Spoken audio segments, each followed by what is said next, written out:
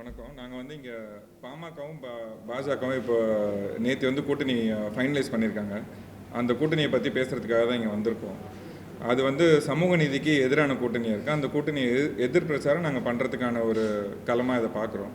ஏன்னா வந்து பாமக வந்து உருவான நிலையே பார்த்திங்கன்னா வந்து இடஒதுக்கீடு கேட்டு இடஒதுக்கீட்டுக்கு உரிமை போரில் 25 வன்னியர் தியாகிகளை எழுந்து தான் அந்த கட்சி உருவாச்சு. இன்றைக்கி வந்து பாஜக வந்து மக்கள் தொகை கணக்கெடுப்பு எடுத்தாலே வந்து தமிழ்நாட்டில் ஜாதி கலவரம் வரும் அப்படின்னு சொல்லி ஒரு கருத்தை அண்ணாமலை சொல்கிறாரு. அப்படி இருக்க ஒரு கட்சி கூட கூட்டணி வைக்கிறது நீங்கள் வந்து இந்த கூட்டணியை வந்து மக்களுக்கான கூட்டணியாக பார்க்குறீங்களா, மகனுக்கான கூட்டணியாக பார்க்குறீங்களான்றது தான் என்னோடய கேள்வியாக இருக்குது. இப்போ வந்து இந்த கூட்டணி எப்படி வந்து வெற்றி கூட்டணியாக அமையும்? ஏன்னா பாட்டாளி மக்கள் கட்சி வந்து ஜாதிவாரி கணக்கெடுப்பு, தனி இட ஒதுக்கீடு, சோஷியல் ஜஸ்டிஸு, சோஷியல் ஈக்குவாலிட்டி பேசிகிட்டு இருந்த ஒரு பார்ட்டி இன்றைக்கி வந்து அதுக்கு நேர்முறையாக எதிராக இருக்க ஒரு கட்சியோட கூட்டணி அமைச்சிருக்காங்க. இந்த கூட்டணி அமைக்கிறது மூலமாக வந்து அவங்க தன்னோட மகனுக்கான ஒரு பலத்தை தேடிக்கிறாரு. ஒரு மகனுக்கு வந்து ஒரு எம்பி பதவியும் அமைச்சர் பதவியும் கிடைச்சா போதுன்றதுக்காக நேற்று காலையில் வரைக்கும் ஏடிஎம்கே கூடயும் கூட்டணி பேசுகிறாங்க, பாஜக கூடயும் கூட்டணி பேசிக்கிட்டு இருந்தாங்க. அப்படி கூட்டணி பேசி 2 பேர்கிட்டையுமே பேரத்தை பேசி ஒரு பெட்டியை வாங்கிட்டு அவரோட மகனோட லைஃப்பை செட்டில் பண்ணிவிட்டு இந்த மக்களை வந்து கொண்டு போய் அடமானம் வச்சுட்டாங்கன்ற ஒரு வருத்தத்தில் தான் நாங்கள் இருக்கோம். மக்கள் மத்தியிலுமே பாட்டாளி மக்கள் கட்சி எங்களோட சொந்தங்கள் மத்தியிலுமே வந்து பயங்கர அதிருப்தியில் இருக்காங்க. இந்த கூட்டணியை வந்து முழுமையாக புறக்கணிக்கணும் அப்படின்ற ஒரு கருத்தை நான் இங்கே வைக்கிறேன். ஏன்னா இந்த கூட்டணினால் என் சமுதாய மக்கள், வன்னியர் சமுதாய மக்கள் வந்து மறுபடியும் வந்து பின்தள்ளப்படுறாங்க. ஏன்னா ஜாதிவாரி கணக்கெடுப்பு எடுத்தே ஆகணும், எங்களுக்கு வந்து தனி இடஒதுக்கீடு வேணும் அப்படின்னு சொல்லி நாங்கள் கேட்டுட்டு இருக்க பட்சத்தில் தற்போது ரூலிங் கவர்மெண்ட்டாக இருக்க பிஜேபி பார்ட்டி வந்து அந்த கேஸ்ட் பேஸ் சென்செக்ஸ் எடுக்கிறதுக்கு சப்போர்ட் பண்ண மாட்டேன்றாங்க. அப்படி இருக்க பட்சத்தில் தமிழக மக்களுக்கும் மனித குலத்துக்கே வந்து எதிராக இருக்க பாஜக பார்ட்டி கூட எப்படி வந்து ராமதாஸ் அவர்கள் வந்து கூட்டணி வைக்கலாம்? அந்த கூட்டணி வந்து புறக்கணிக்கணும். 2 மாசமா அண்ணாமலை அவர்கள் வந்து ரேலி மாதிரி போயிட்டு தான் இருந்தார். எந்த இடத்துலையுமே வன்னியருக்காக எதுவுமே பேசவும் இல்லை, வன்னியர் இடஒதுக்கீடு ரிசர்வேஷனுக்காக எதுவுமே பேசவும் இல்லை. அப்படிப்பட்ட ஒரு கட்சி கூட வன்னியர்களுக்காகவே உருவாக்கப்பட்ட கட்சி பாமக. இவர் எப்படி போய் கூட்டணி வைக்கலாம் அந்த இடத்துல? பிஜேபி வந்து இப்போ கூட ரிசர்வேஷனுக்காக ஏடிஎம்கேலேருந்து, அதாவது இப்போ எலெக்ஷனில் வந்து ஏடிஎம்கேலேருந்து இந்த மாதிரி ரிசர்வேஷன் கொடுத்துருந்தாங்க. அதை தடுத்ததும் பிஜேபி. அப்படி இருக்குள்ள எப்படி இந்த பிஜேபி கூட அவர் கூட்டணி வைக்கலாம்? இன்றைக்கி ராமதாஸ் அவர்கள் வந்து அவரோட அடிப்படை கொள்கையாக இருந்த அந்த கட்சி உருவாக்கின அடிப்படை கொள்கை என்னமோ சோஷியல் ஜஸ்டிஸ் என்னென்னு அவர் பேசிகிட்டு இருந்தாருனால மக்கள் சமத்துவம் பேசினவர், சோஷியல் ஜஸ்டிஸ் பேசினவர் இன்றைக்கி அது எல்லாத்தையுமே கைவிட்டுட்டார். காடி வெட்டி குரு அவங்களோட ரத்தமாக நாங்கள் வந்து எங்கள் சமுதாய மக்களுக்காக நாங்கள் குரல் கொடுக்குறோம், எங்கள் சமுதாய மக்களுக்கான நலனுக்காகவும் இடஒதுக்கீடுக்காகவும் நாங்கள் அந்த விஷயத்தை கையெடுத்து நாங்கள் போராடுவோம். எந்தெந்த கொள்கையை ராமதாஸ் அவர்கள் கைவிட்டு இந்த மக்களை ஏமாற்றி இந்த மக்களோட ஓட்டை வந்து அவர் பையனுக்கான செல்வாக்காக பயன்படுத்தி அதை வந்து காசாக பார்த்து அவர் பையனுக்கு ஒரு அமைச்சர் பதவி கிடைச்சா போதுன்றதுக்காக இந்த மக்கள் அடமானம் வைக்கிறாரோ அதை வந்து நாங்கள் என் சமுதாய மக்களுக்கு அதை நாங்கள் வந்து ஒரு விழிப்புணர்வாக்கி அதை அவங்களுக்கு தெரிய வச்சு ராமதாஸை வந்து அரசியல் அனாதை ஆக்கிறதுக்கு தான் இந்த முயற்சி எடுத்திருக்கோம்.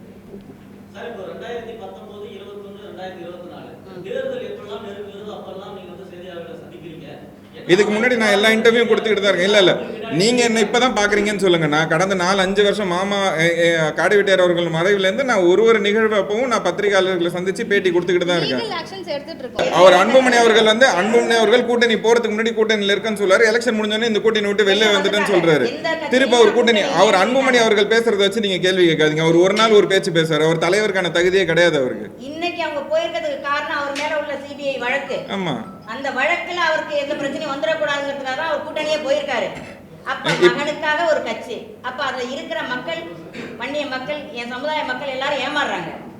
கடந்த ஒரு சில வருடங்களுக்கு முன்னாடி ராமதாஸ் அவர்களோட அவர் சொந்த பேட்டியில் அவர் சொன்னது என்னன்னா, பாஜகவுக்கு வந்து நான் வந்து 0க்கும் கீழே தான் அவங்களுக்கு வந்து நான் மார்க் போடுறேன். அப்படி இருக்கும்போது அந்த 0க்கு கீழே இருக்க கட்சி கூட இன்னைக்கு எந்த தைரியத்தில் வந்து அவர் கூட்டணி போனார்? பாஜகலாம் ஒரு கட்சியான்னு கேட்டவர் தான் ராமதாஸ் அவர்கள். இன்னைக்கு பாஜக வந்து தமிழகத்தில் பெரிய கட்சி கிடையாது. வந்து இந்தியா ரூல் பண்ணாலும் தமிழகத்தில் பெரிய கட்சி கிடையாது, கிளையிலோ இல்லை அவங்களுக்கு அமைப்பு கிடையாது, எதுவுமே கிடையாது. அப்போ பாட்டாளி சொந்தங்களை மொத்தமாக இன்னைக்கு வந்து அன்புமணி கொண்டு போய் அடமானம் வச்சிட்டாரா? பாட்டாளி மக்கள் கட்சியை வந்து மொத்தமாக கலைச்சிட்டு பாஜகவோட சேர்ந்துட்டு இதில் இருக்க கிளை அமைப்புகள்லாம் அவங்களுக்கு உருவாக்கி கொடுத்துட்டு அவர் ஒரு அமைச்சர் பதவி வாங்கிட்டு போகலான்ற முடிவில் இன்னைக்கு கூட்டணி போயிருக்காரு. எந்த நிலையில இன்னைக்கு அவர் கூட்டணி போயிருக்காரு? பாட்டாளி மக்கள் கட்சின்னு ஒரு கட்சி இடஒதுக்கீடு போராட்டத்தில் உயிர் நீத்தவங்களோட அந்த சபத்தில் ஆரம்பித்த கட்சி தான் அது. அந்த கட்சி வந்து இன்னைக்கு 35 ஆண்டுகளாக அந்த கட்சி ஆரம்பித்து என் மக்கள் இன்னும் பின்தங்கிய நிலையில் தான் இருக்காங்க. அன்னைக்கு மஞ்சள் பையை தூக்கிட்டு அந்த ராமதாஸ் அவர்கள் வந்து இன்னைக்கு பென்ஸுக்காரும் ஆடிக்காரும் அவர் தைலாபுரத்தில் ஒரு தோட்டம் வச்சிருக்காரு 300 ஏக்கர்ல.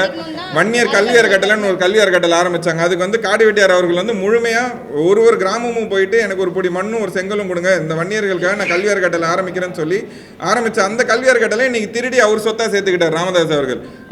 அவரை பத்தி பேசுறதுக்கு தான் நாங்கள் இங்கே வந்திருக்கோம். அவர் வந்து இந்த மக்கள் இன்னும் சுரண்டி தின்னிக்கிட்டு இருக்காரு. அவரோட பையனுக்கு வந்து பெட்டி சேர்க்கறதுக்கும் அவரோட சொத்து சேர்க்கறதுக்கும் அவர் பையனுக்கு ஒரு அமைச்சர் பதவி கிடைக்கணுன்றதுக்காக கூட்டணி பேசுவார். என்னென்ன டிராமா வேணாலும் போடுவார், யார் காலில் வேணாலும் விடுவார், எவ்வளோ கீழ்த்தனமா வேணாலும் ராமதாஸ் அவர்கள் போவார். அதை நாங்கள் வந்து எக்ஸ்போஸ் பண்ணுறதுக்கு தான் வந்திருக்கோமே தவிர எங்களுக்கு வந்து மற்ற சமுதாயத்து மேலே எங்களுக்கு எந்த காழ்ப்புணர்வும் கிடையாது. எல்லாரும் சேர்ந்து வளரலாம். ஃபஸ்ட்டு என் சமுதாய மக்கள் 30 ஆண்டுகளாக இன்னும் வந்து வட மாவட்டங்களில் இப்போ வந்து சென்செக்ஸ் டேட்டா அசம்பிளியில் ரிலீஸ் பண்ண டேட்டா படி பார்த்தீங்கன்னா 17% மக்கள் வட மாவட்டங்களில் வந்து இன்னும் வந்து குடிசை வீட்டில் தான் இருக்காங்க. அந்த 17%ல் 80% வன்னியர் மக்களாக தான் இருக்காங்க. அப்படி இருக்க பட்சத்தில் நாங்களே இன்னும் கீழ்த்தங்கிய நிலையில் இருக்கும்போது நாங்கள் எங்களுக்கான கோரிக்கைகளை முதல்ல கேட்குறோம். நாங்கள் மற்றவங்க வளரக்கூடாதுன்னு சொல்ல, நாங்கள் சேர்ந்து வளர்றோம். ஃபஸ்ட்டு நாங்கள் வளர்ந்துடுறோன்றது தான் என்னோட கோரிக்கையாக இருக்குது. நான் வளரணுன்றதுனா நான் என்ன சொல்கிறேன்னா, மக்கள் தொகை கணக்கெடுப்பு எடுங்க, எங்களுக்கு என்ன ரிசர்வேஷன் இருக்குதோ அதை கொடுங்க. அதுக்கு யார் சப்போர்ட் பண்ணுறீங்க, அதுதான் என்னோட கேள்வி. அதை பற்றி ராமதாஸ் அவர்கள் கைவிட்டுட்டார். ராமதாஸ் அவர்கள் கடந்த ஒரு 6-7 மாதமாக மக்கள் தொகை கணக்கெடுப்பு பற்றி எதுவுமே பேசவே இல்லை. ஜாதிவாரி கணக்கெடுப்பு பற்றி பேசல, 10.5க்கான கோரிக்கைகளை பற்றி எதுவுமே பேசல. அவர் வந்து இந்த கூட்டணி பேசுறதுக்கும் பேரம் பேசுறதுக்கும் மாறி எல்லா கட்சிகளோட வீட்டு வாசலில் போய் நின்றுட்டு வந்தவர் தான் ராமதாஸ் அவர்கள்.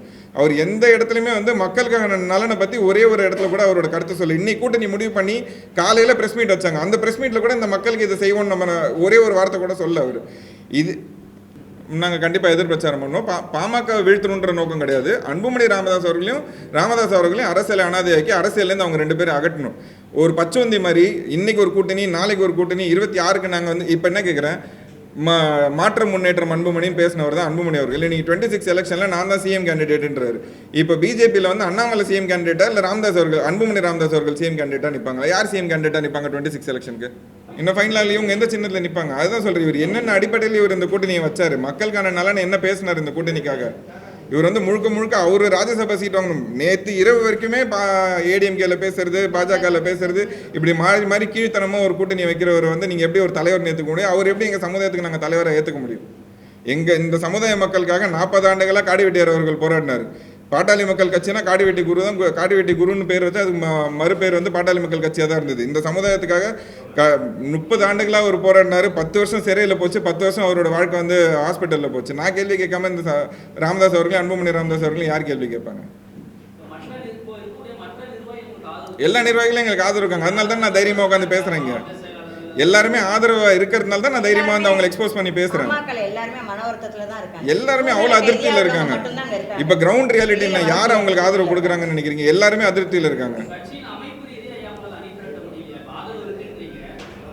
அதான் சொல்கிறேன், சூழ்நிலை கைதியாக எல்லாரும் மாட்டிட்டு இருக்காங்களா? அவங்கவுங்க மேலே வழக்கு இருக்குது, அவ்வளோ பிரச்சனை இருக்குது. அவங்க அவ்வளோ செலவு பண்ணி எலெக்ஷன் கண்டெஸ்ட் பண்ணியிருக்காங்க. எல்லாருமே பிளைண்டாக வந்துட்டாங்கன்னா நாங்கள் எப்படி சப்போர்ட் பண்ணுறோன்றது இருக்குல்ல. பேசிகிட்டு இருக்கோம், அதுக்கான கால நகர் அதுக்கான சிச்சுவேஷன் ஸ்டெப்ஸ் நடந்துகிட்டு இருக்கு. போ பாப்பா எப்படி பண்றோம். பாஜகவோட போனதே கொஞ்சம் கேவலமான செயல் தான் எங்களை பொறுத்த வரையும். ஏன்னா அந்த வன்னியருக்காக அப்பா எவ்வளவோ வந்து உழைச்சிருக்காங்க. அந்த டொனேஷன் இல்லாமல் ஒரு வன்னியர் அறக்கட்டளை கட்டி பசங்கள்லாம் வந்து ஃப்ரீயாக படிக்கணும் அப்படின்னு சொல்லி தான் கட்டினது. இப்போ வந்து 2 லட்சத்துக்கு மேலே நீங்கள் டொனேஷன் வாங்குறீங்க. ஒன்று இந்த 25 குடும்ப தியாகிகளுக்கும் அவங்களுக்கும் நீங்கள் எதுவுமே பண்ணலை, வன்னியருக்காகவும் எதுவும் பண்ணல. அப்பா புள்ள 2 பேருக்காக மட்டும்தான் நீங்கள் இருக்கிறீங்க, அதுக்காக மட்டும்தான் கட்சி வச்சுருக்கிறீங்க. அதனால தான் பிஜேபி போயிருக்கேன். பிஜேபி போனப்போ கூட நீங்கள் ரிசர்வேஷனுக்காக பேசலை, வன்னியர்களுக்காக எதுவும் பேசலை. அப்படி இருக்குள்ள அது எப்படி எங்களால் ஏற்றுக்க முடியும்? வன்னியர் மக்கள் எல்லாருமே வந்து இதனால ரொம்ப டிப்ரெஷனில் தான் இருக்கிற மாதிரி இருக்குது. எல்லாருமே வந்து நிறைய பேர் சொல்கிறாங்க எப்படி இவங்க பிஜேபி போகலாம் அப்படின்றத எல்லாருமே கேட்குறாங்க வந்து பார்க்குறவங்க எல்லாமே. ஆமாம், எங்களோட நிலைப்பாடும் இதுதான். என்ன சார்? அதுதான் சார், நான் திரும்ப அதே தான் ரிப்பீட் பண்ணுறேன். எங்களோட கோரிக்கைகள் இருக்குது, எங்கள் மக்களுக்கான கோரிக்கைகள் இருக்குது. அந்த கோரிக்கைகள் எடுத்தாங்கன்னா கண்டிப்பாக ஆதரவு தரோம். எடுக்கிறோன்னு சொல்லிட்டாங்கன்னா ஆதரவு தரோம், பிரச்சனை இல்லை. யார் எடுத்தாலும் ஆதரவு தரும். விசிக்கு எங்களுக்கான கோரிக்கைகள் ஏற்றுக்கணும்னா அவங்களுக்கும் ஆதரவு தரும். எங்களுக்கு வந்து என் மக்களுக்கான உரிமை வேணும், அவ்வளோதான். சிம்பிளாக. இதுக்கு மேலே நான் எப்படி சொல்லணும்? திரும்ப அதே கேள்வி கேட்டிங்கன்னா இதுதான் பதில். என்ன சார்? ஏற்கனவே நிறைய கட்சி இருக்குது சார். ஃபஸ்ட்டு இருக்க கட்சிகள் வந்து உதவி செய்யணும்.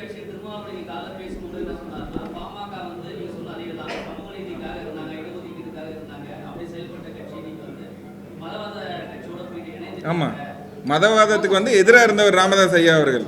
மதவாதத்துக்கு அவரோட அடிப்படை கொள்கையே வந்து மதவாதத்துக்கு எதிராக இருக்கவர் தான். பிஜேபி வந்து முழுக்க முழுக்க மதவாதத்தை திணிக்கிற கட்சி தான்.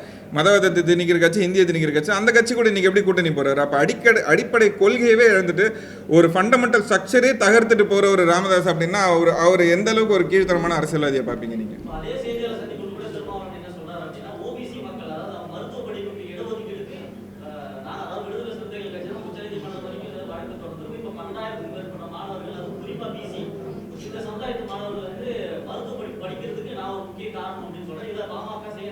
அவரும் ஒரு காரணம்.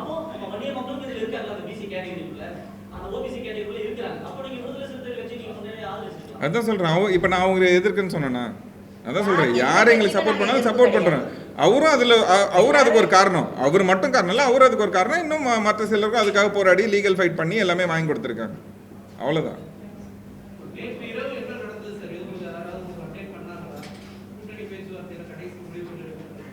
சார். ஒரு 2 வாரமாக காலையில் பாஜகவில் கூட்டணி, சாயந்தரம் வந்து ஏடிஎம்கேல கூட்டணி, மாறி மாறி அப்டேட் வந்துக்கிட்டே தான் சார் இருந்தது.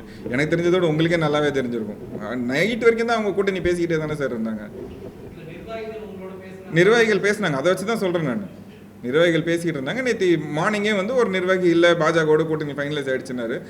தெரியாத ஒரு சில நிர்வாகிகள் இல்லைண்ணா பிஜேபி ஏடிஎம்கேல பேசிகிட்டு இருக்கோம் அப்படின்னாங்க. அந்த மாதிரி தகவல் வந்துக்கிட்டே தான் இருந்தது. அவர் பையனுக்கு ராஜ்யசபா சீட் வேணும் சார். கேஸ் இருக்கு, அவர் பையன் அந்த கேஸ்ல இருந்து தப்பிக்கணும். ஊழல் அரசியல்வாதி அன்புமணி ராமதாஸ் அவர்கள் அந்த கேஸ்ல இருந்து அவர் தப்பிக்கணும். என்ன சார்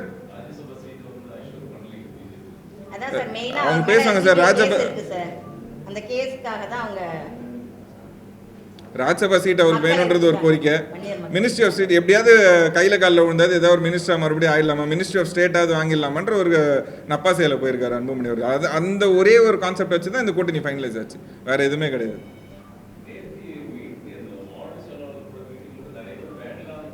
ஆமாம், எல்லாருமே வேண்டாம் தான் சொன்னாங்க. பிஜேபி கூட்டணி வேண்டாம் தான் தொண்டர்கள் சொன்னாங்க. சமுதாய மக்கள் அத்தனை பேருமே சொன்னது தான்.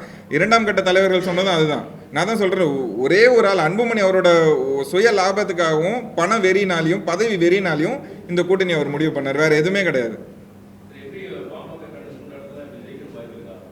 இல்லை, வாய்ப்பு இல்லை. ஏன்னா தொண்டர்களே வேலை செய்ய மாட்டாங்க. தொண்டர்களே அதிருப்தியில் இருக்கும்போது அவங்க எப்படி வேலை செய்வாங்க?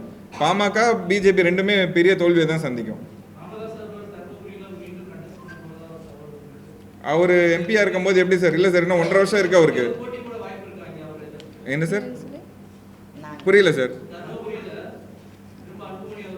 அவருக்கு எதிராக பிரச்சாரம் பண்ணுவோம் சார். இல்லை சார், அதான் அவருக்கு இன்னும் 1.5 வருஷம் எம்பி ராஜ்யசபா எம்பியா இருக்காரு. அதை விட்டுட்டு அவர் வந்து அந்த அளவுக்கு முதுகு எலும்பு இல்லை அன்புமணி அவர்களுக்கு. அவர் வந்து அவர் அந்த ராஜ்யசபா சீட் முடிஞ்சதுக்கப்புறம் திருப்பி அந்த ராஜ்யசபா சீட் எப்படியே கையில் காலில் வந்து வாங்கிட்டு மினிஸ்ட்ரி ஆஃப் ஸ்டேட் வாங்குவாரே தவிர அவர் போட்டியிட மாட்டார். ஏன்னா போட்டியிட்டால் கண்டிப்பாக தோல்வியை தழுவார். தருமபுரிக்கு அவர் போவே இல்லை.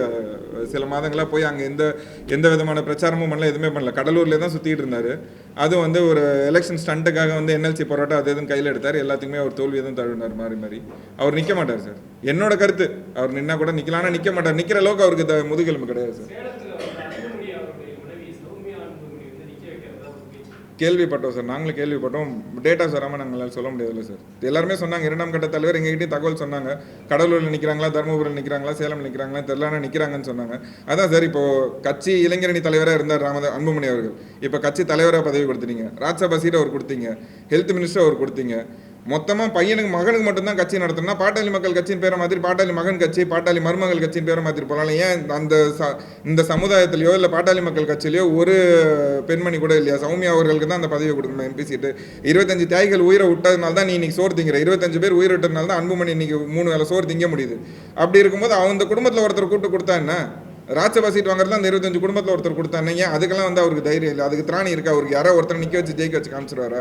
அவர் நிற்க வைக்கிட்டு நான் போய் பிரச்சாரம் பண்றேன் பாட்டாளி மக்கள் கட்சிக்கு. 25 குடும்பத்தில் யாருக்கா ஒருத்தர் திறமை உள்ளவங்க கிடையாதா? அன்புமணி சௌமியா அவங்கள தவிர திறமையானவங்க யாருமே கிடையாதா? வன்னியர்களுக்குன்னா கட்சி, ஆனால் வன்னியர்கள் யாருக்கும் எந்த பதவியும் கிடையாது, பொறுப்பும் கிடையாது, எம்பி சீட்டோ எதுவுமே கிடையாது. இன்னைக்கு மனைவி நிற்க வைப்பாரு, அடுத்த எம்எல்ஏ எலெக்ஷன்ல ஒரு பொண்ணை நிற்க வைப்பாரு, மகளை நிற்க வைப்பாரு, அதுக்கு அடுத்த எலெக்ஷன் லோக்கல் பாடி எலெக்ஷன்ல ஒரு மருமகன் நிற்க வைப்பாரு. இப்படியே நிற்க வச்சுக்கிட்டே இருப்பாங்க. சமுதாய மக்கள் பார்த்துக்கிட்டு இருப்பாங்களா?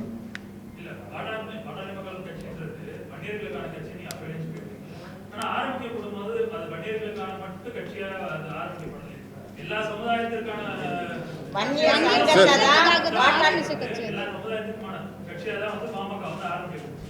ஓகேங்களா?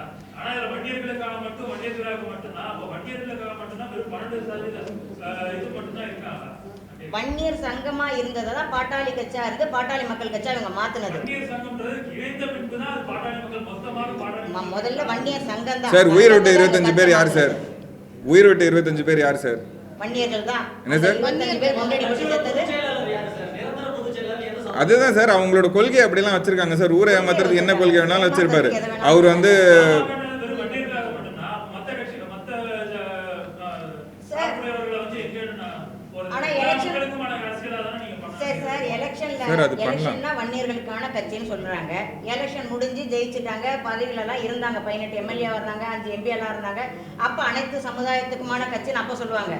ஆனா எலெக்ஷன் வரக்குள்ள வன்னியர்களுக்கான கட்சி, வன்னியர்களுக்காக தான் நாங்க உருவாக்குனது இப்படிதான் சொன்னாங்க. அப்படி சொல்லி தான் அந்த கட்சியை வளர்த்தாங்க. கிராமமா போய் எங்க அண்ணன் தான் பிரச்சாரம் பண்ணாரு. வன்னியர் மக்கள் முன்னுக்கு வரணும், கல்வி வேலை வாய்ப்புல முன்னுக்கு வரணும்னாரு. இன்னைக்கு எந்த சமுதாயத்துல ஒரு வீட்டுல ஒரு வன்னியனுக்கு வேலை இருக்கா? கவர்மெண்ட் வேலை இல்ல. மாடு மேய்ச்சிக்கிட்டு இருக்காங்க ஒவ்வொரு வன்னியனும். சாப்பாட்டுக்கு வழி இல்லை. ஒரு வீட்டுல ஒரு வன்னியனுக்கு ஒவ்வொரு வீட்டுல ஒவ்வொரு வன்னியனுக்கும் ஒரு கவர்மெண்ட் ஜாப் இருக்கா? இல்ல. கவர்மெண்ட் ஸ்கூலு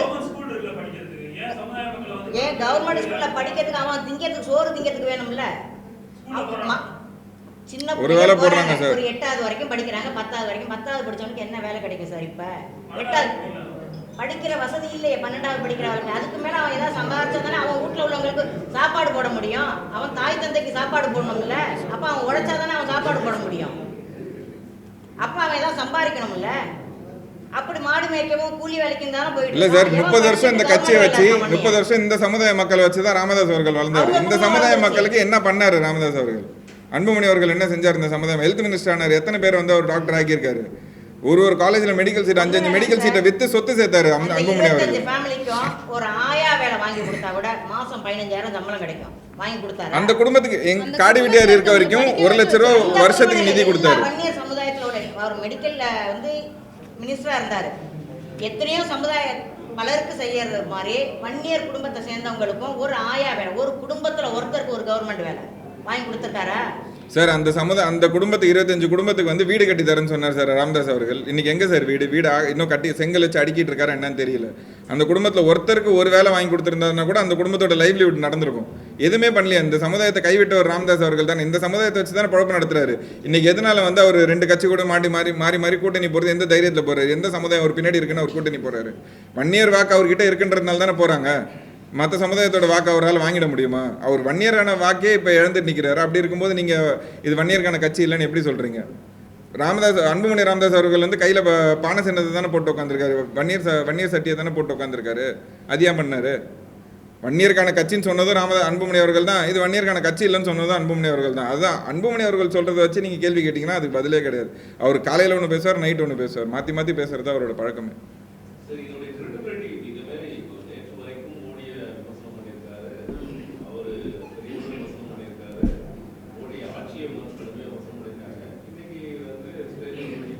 சார் அதுதான் சார், 2 திராவிட கட்சிகள் கூட கூட்டணி வச்சா தாயுடன் உறவு வைக்கிற அளவுக்குன்னு கொச்சையா பேசினவர் ராமதாஸ் அவர்கள்.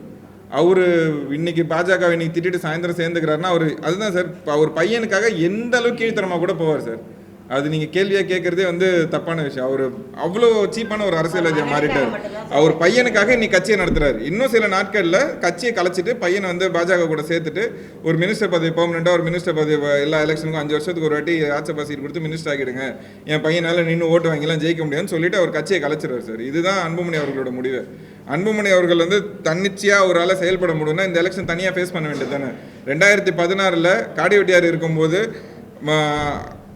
அத்தனை தொகுதியில் வந்து 2ஆம் இடத்துல வந்தாங்க. பாட்டாளி மக்கள் கட்சி வந்து 2ஆம் இடத்துல வந்து 55 தொகுதியில் 2ஆம் இடம் வந்தது. மிச்ச தொகுதிகளில் 3ஆம் இடம் வந்தது. அதே ஸ்டாண்டில் இன்னி வரைக்கும் இருந்திருந்தாங்கன்னா இன்னைக்கு 5 MP சாலிடாக அவங்களே நின்று ஜெயிச்சிருக்கலாமே சார். எதனால சார் விட்டாங்க அந்த இடத்த? என்ன இல்லை உங்ககிட்ட? பாட்டாளி மக்கள் கட்சிக்கிட்ட என்ன இல்லை? தொண்டர்கள் இல்லையா? ஓட்டு இல்லையா? எல்லாமே இருந்தது. எல்லாத்தையும் இழந்துட்டு மாறி கூட்டணி வச்சு அடமானம் வச்சுட்டு எல்லாத்தையும் இழந்து நிற்கிறவர் தானே இன்னைக்கு அன்புமணி அவர்கள்.